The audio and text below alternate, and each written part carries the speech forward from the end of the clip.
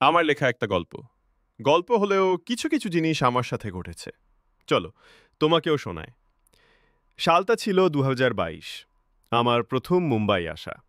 এসেছিলাম শহরে কাজকাম করতে। বয়সে ছোট হওয়ার জন্য কোনো কাজ পেলাম না। কিছুদিন যাবার পর মা আমাকে বলল, কাজ করতে হবে না, তুই পড়ালেখা করবি, ভালো মানুষ হবি। এই বলে আমাদের বাড়ির পাশে একটা স্কুল আছে, ওখানে আমাকে অ্যাডমিশন করে দিল। আমি তখন কিচ্ছু জানতাম না, আর চিনতাম ওনা স্কুলে আমার প্রথম দিন। আমি একটু নার্ভাস, তবে মনে সাহস আছে, যা হবে দেখা যাবে। এই বলে স্কুলে ঢুকলাম। গেটে ঢুকে দেখি সামনে একটা মস্ত বড় স্কুল গেট। আমি গ্রামের ছেলে, আগে কখনো এত বড় গেট দেখিনি, তাই একটু অবাক হয়েছি। সামনে একটা ম্যাডাম ছিল, সিনি আমাকে ডেকে বললেন, কিধার জানা হে? আমি আস্তে করে বললাম, ক্লাস ৮ মে জানা হে। মেম হে, এটা একটা হিন্দি স্কুল, এখানে হিন্দি পড়ানো হয়, কিন্তু আমি তো হিন্দি পড়তে পারি না। তখন বুঝতে পারলাম যে মা আগে থেকেই তখন বুঝতে পারলুম যে মা আগে থেকেই ম্যাডামকে সব কিছু বলেছেন। ম্যাডাম আমাকে বলল, মুঝে পাতা হে তুমহে হিন্দি নেহি আতি হে, চিন্তা মত করো, ধীরে ধীরে শিখ যাওগে। তারপর আমি ক্লাসে ঢুকলাম। ঢুকে বুঝতে পারছি যে এসব আমার দ্বারা হবে না। প্রথম দিন সবার সাথে পরিচয় করিয়ে দিল ম্যাডাম। তবে একটা আজব ব্যাপার, আমাকে দেখে দুইটা মেয়ে দাঁত বের করে হাসছে। ম্যাডাম আমাকে বলল, অঙ্কুশের পাশে বসতে, আর অঙ্কুশকে বলল ওকে পড়তে সাহায্য করতে। সেও বলল, আচ্ছা ম্যাডাম, ঠিক হে। অঙ্কুশ আমাকে বলল, মেরা দোস্ত বানোগে। আমি বললাম, হ্যাঁ, কিয় নেহি। অঙ্কুশ আমাকে একটা বাচ্চাদের মতো শেখাতে লাগল। তবে আমি প্রথম প্রথম কিছু বুঝতে পারছিলুম না। তারপরে লাঞ্চ টাইমে সে মেয়ে দুটো আমাকে দেখে খুব হাসছে, তবে আমি কিছু মনে করলুম না। তার পরের দিন আমাকে বই, খাতা, স্কুল ড্রেসটাই সব কিছু দিয়েছিল, আর আমাকে একটা মেম বলেছিল, তুমি চাইলে সব করতে পারো, শুধু সময় লাগবে।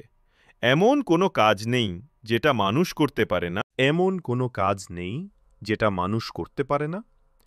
তুমিও পারবে, চেষ্টা করো, হার মানলে চলবে না। এই কথাটা আমাদের সবার প্রিয় ম্যাডাম প্রীতি ম্যাডাম বলেছিল। সেদিন থেকে দিন রাত চেষ্টা করতাম। মা বলতো, চেষ্টা কর, এমন কিছু নেই যেটা তুই করতে পারবি না। আমি আমার সবটা দিয়ে চেষ্টা করার পর আমি কিছু কিছু পড়তে আর লিখতে পারতাম। তবে এটা হয়েছে অঙ্কুশের জন্য, যেভাবে আমাকে পড়াতো তাতে আমার সব মনে থাকত। এইভাবে কেটে গেল ১ মাস। এখন আমি পড়তেও পারি আর লিখতেও পারি। একদিন ম্যাডাম আমাকে পুরো ক্লাসের সামনে পড়তে বললেন।